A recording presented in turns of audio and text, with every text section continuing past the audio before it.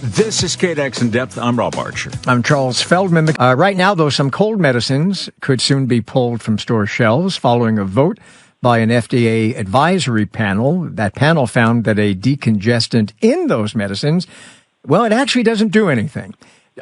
Dr. Marc Kerner is an ear, nose, and throat surgeon with Cal West Head and Neck Surgical Institute in Northridge. Doctor, thanks for being with us.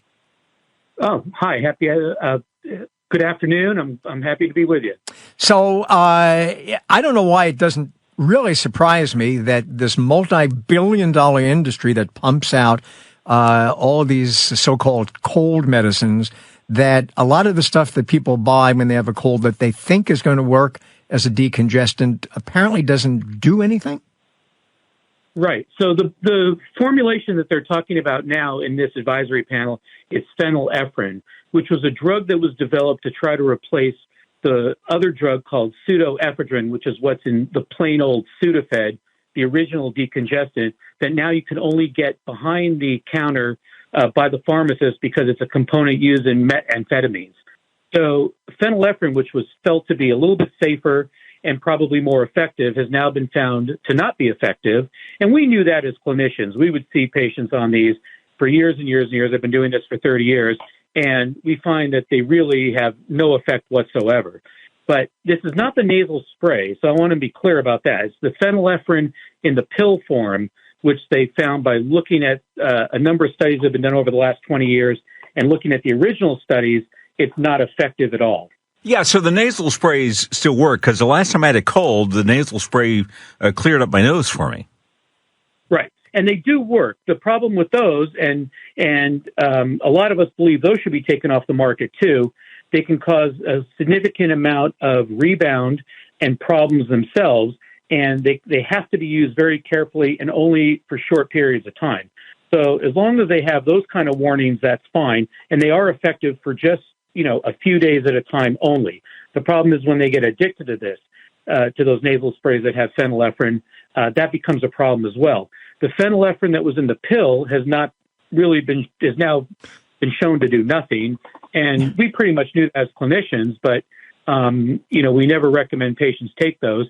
But like you said, it's a multi-billion-dollar business, and I'm surprised they looked at this again. But now the FDA hasn't taken it off yet. Not yet. But let me ask you about that. How does something like this happen? I know when I get a cold, I will get the stuff from, behind the counter that you have to show your driver's license, because I know that actually works. And I've long known that the other stuff doesn't work, and I know because I tried it and it didn't do anything.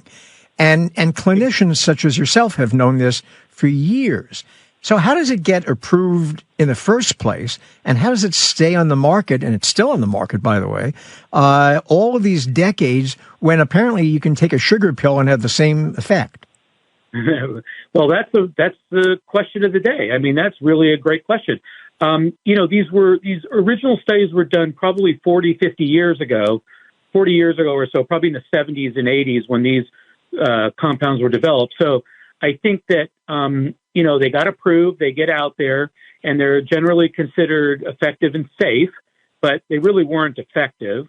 And they're really not all that safe. They're a little bit safer than the Sudafed in terms of blood pressure. So people that have blood pressure issues can have some sensitivity to Sudafed, where phenylephrine was felt to be a little bit safer. But the fact of the matter is they don't work.